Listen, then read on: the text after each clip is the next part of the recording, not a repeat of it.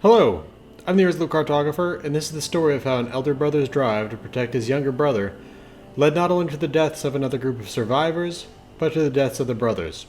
This is the story of Jesus and Juan Diego Sunday. The story is told through a series of holotapes and notes. We'll start here in Harpers Ferry. The location was overrun with the Scorched, but I've cleared them out to give us a clear path forward. We'll start heading towards the southeastern wall.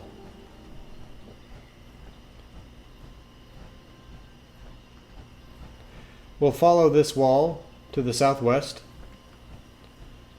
passing these cars, this gate, and this barricade, and heading up these stairs. We'll take a right, follow the stairs up, and cross this little courtyard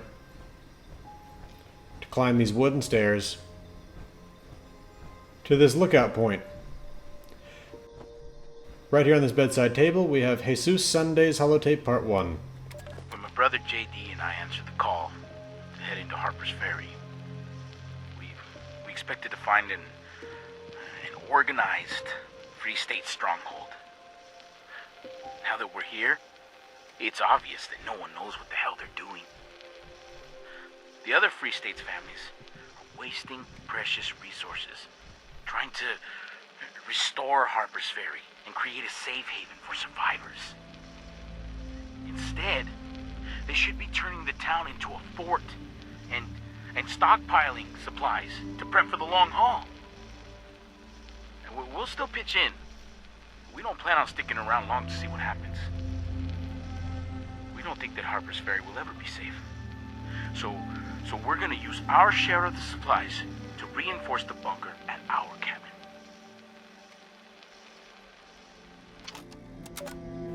Okay, with that down, we're going to head back down these stairs, back across the courtyard, but this time we're going to go into this ruined building here, into the top floor, drop down the ruined staircase, follow the rest of the stairs down, and go right on out into the street. Now we're going to head down the street to the right, and the next holotape is on this table at the checkpoint. Jesus Sunday's holotape part 2. For the past few years, my brother's been bummed out. Like really sad, you know? Personally, I don't think he's ever recovered from watching the world end. Hell, I don't think any of us have. I tried to talk to him about it. They kept pushing me away and changing the subject. But after JD met Brianna Hawke in Harpers Ferry, things turned around. I guess she helped him out, by giving him a different shoulder to cry on. Why JD's more comfortable with her than his own brother, I'll never know. Yeah, I'm kind of angry. Maybe even a little jealous. I'm gonna let it go, for his sake. Still, there's something about Brianna that bugs me. So I'm gonna keep an eye on her.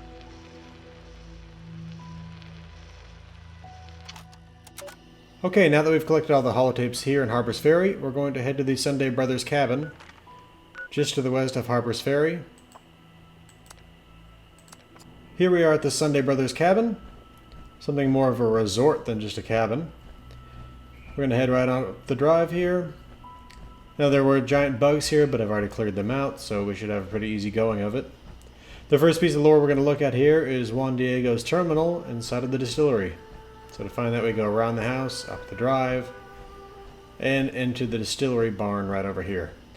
And here's the terminal.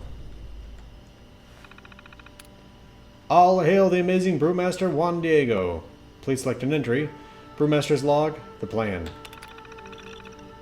I convinced Jesus that if we're really doing this backwoods survival gig, we've got to go all the way. And when I say all the way, you know I'm talking about moonshine. On the downside, everything I read says making shine takes time, but patience doesn't exactly run in the Sunday blood. Time to find a guy who knows a guy. There's got to be a way to speed this up. Brewmaster's log, the distillers. Best news all day. Our cousin Carmen's got a roommate at VTU who's more than willing to take on our little distillation problem. Said she's an engineering major who can hold more than her fair share of liquor.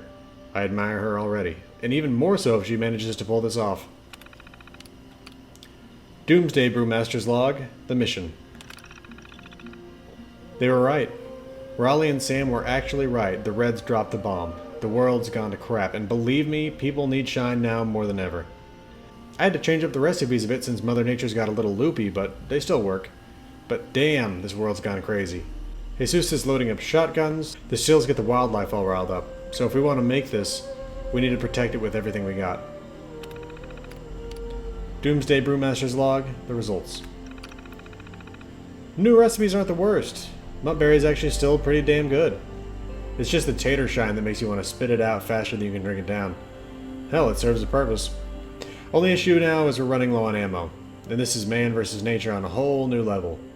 I'm not sure how many batches we got left in us, but I'm guessing we can trade it up for some nice supplies at Harpers. I can get Brianna to put it up on the forum that old man Hayes threw together. Alright, now there is a holotape here, but we're going to come back to that in a minute. To get to the next piece of lore, we're going to head back over this way. Follow this little sidewalk. And head in the front door. And here we are in the Sunday Brothers cabin. Now let's just take a quick look around to get an idea of what they had. We got a small bedroom here with a bunk bed.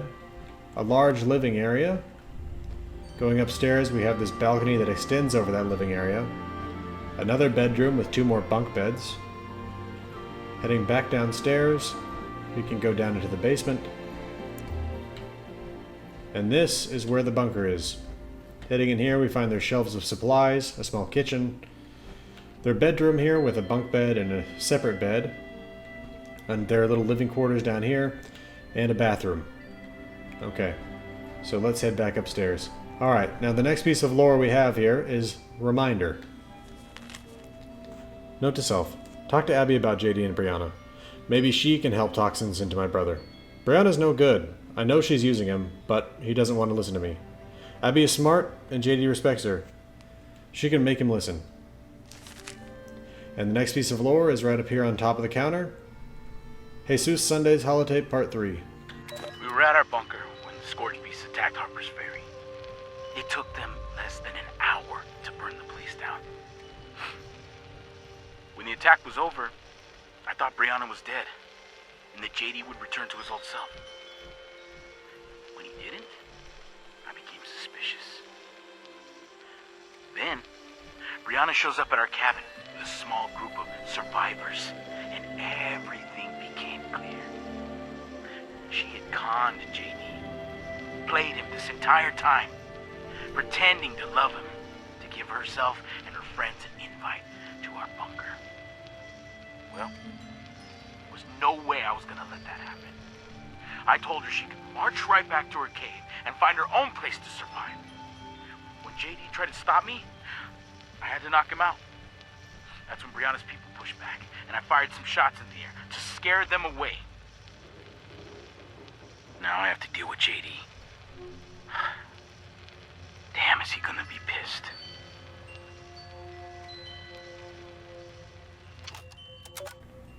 Alright, for the next piece of lore, we're going to head back outside and go find that holotape we passed up on earlier. Jesus Sunday's Holotape Part 4. It's been weeks since I chased off Brianna Hawke, and I feel like I've wasted all of it trying to convince JD that he was better off without her.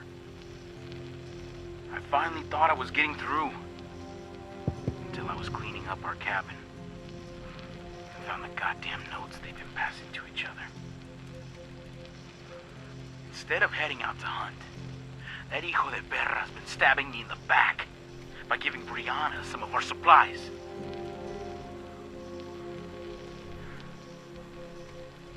After everything I've sacrificed for our family, how could he do this to me?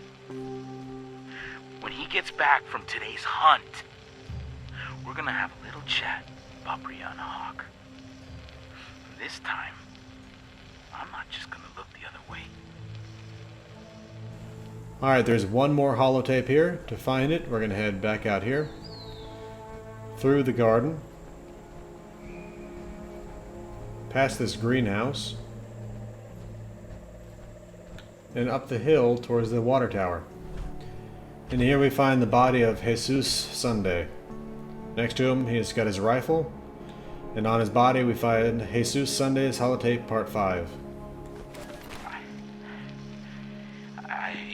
I don't even know how to say it, but JD's dead.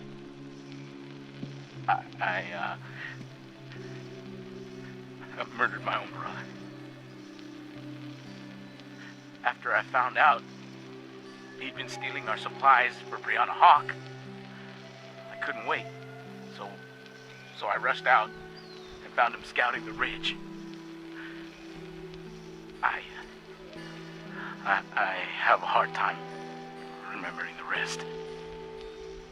I don't know if he slipped or if I pushed him too hard.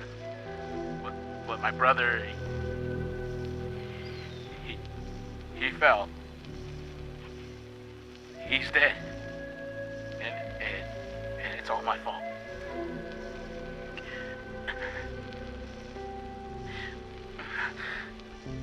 When Brianna found out what happened, she gathered her group and hit the cabin with everything they had.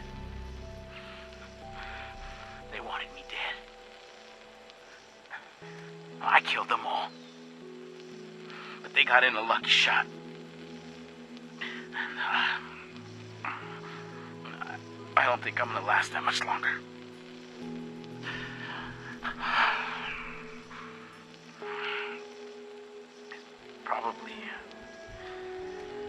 Probably better this way.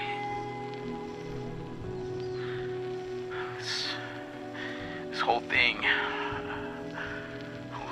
what I did, it reminds me of a passage I read in the Bible once.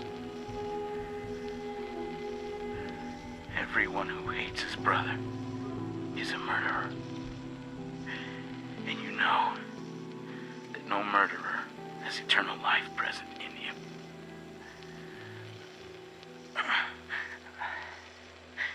I guess I proved that one right.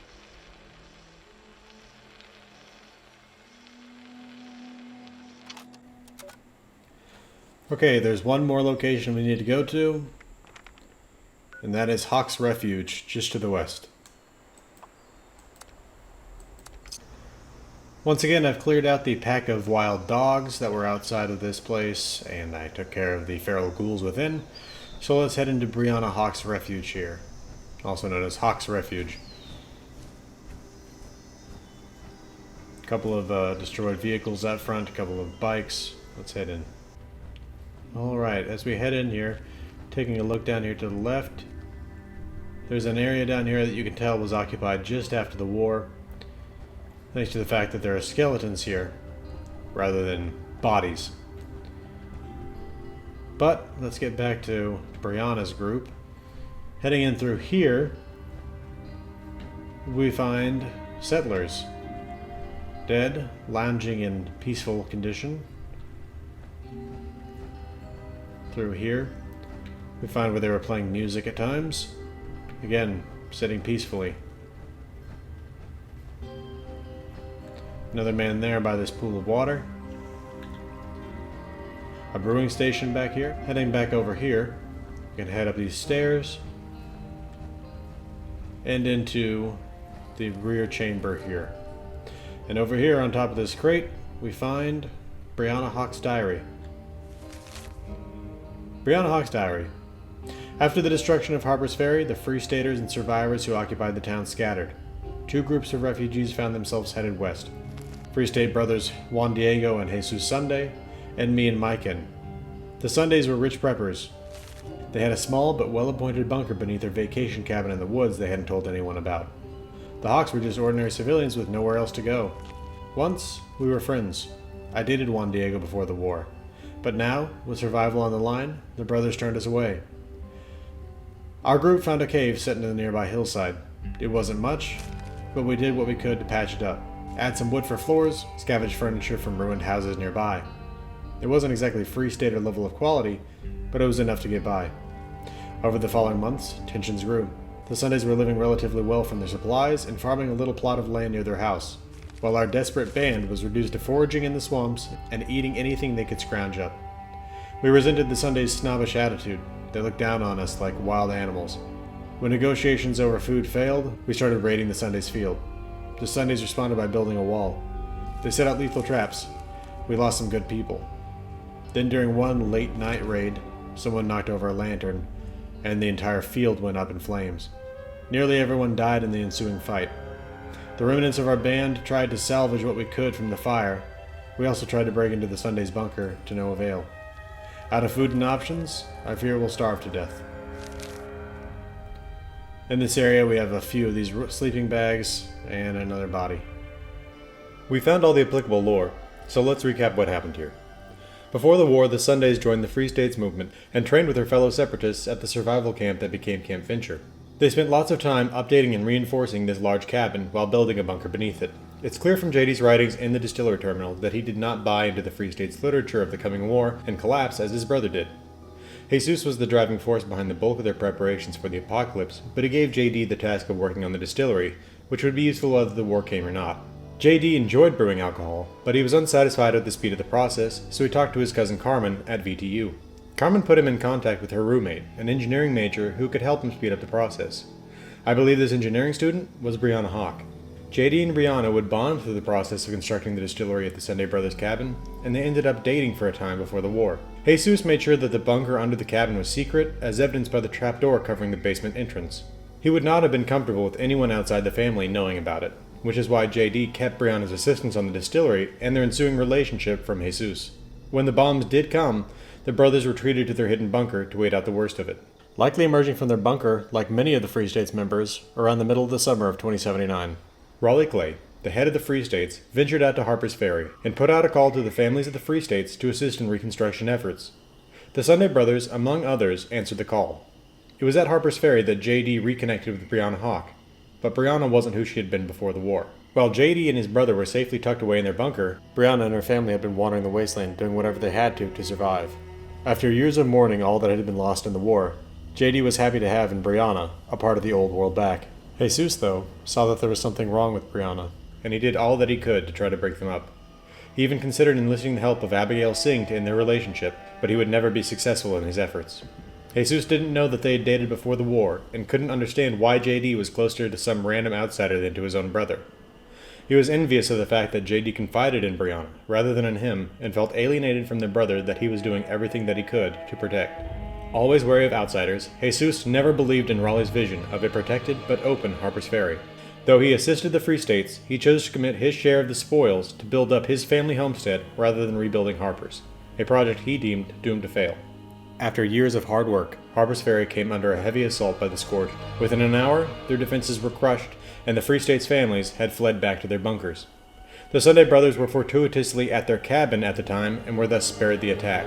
Jesus seemed vindicated by the destruction and was relieved that his brother was now freed from Brianna's spell. What Jesus didn't know was that Brianna had led a group of survivors out of Harpers Ferry into the hills to the west of the Sundays' cabin.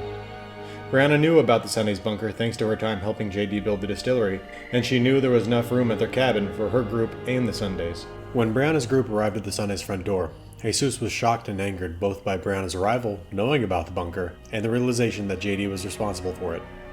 Enraged by the betrayal, Jesus knocked out JD with the butt of his rifle, then fired into the air to scare Brianna's group off. But even this startling, violent act did not deter JD from Brianna. When Jesus discovered that his brother was provisioning Brianna and her friends with supplies from their stash, he vowed to stop it. In his haste to confront his brother, he killed him. Brianna's group was barely scraping by in Hawke's refuge in the months after the fall of Harpers Ferry. Outside of the meager scraps obtained from combing the swamps, JD's supplies were practically the only things keeping them alive. When Jesus killed JD, Brianna's group knew they needed to act fast if they were going to survive. They left the most malnourished of the group behind and set out to kill the murderer that threatened to doom them to starvation.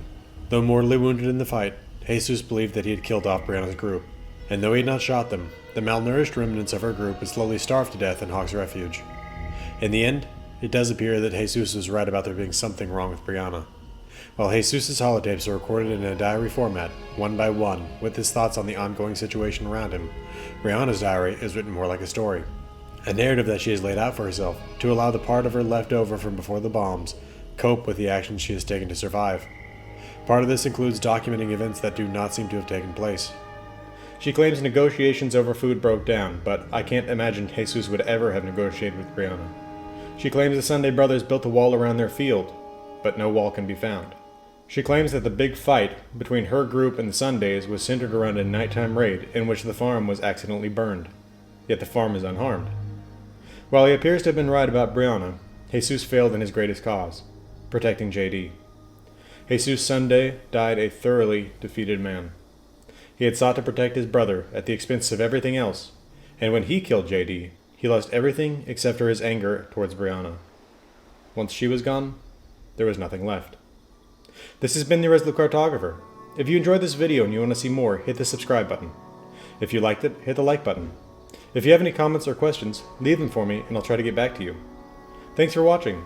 I hope to see you again next time.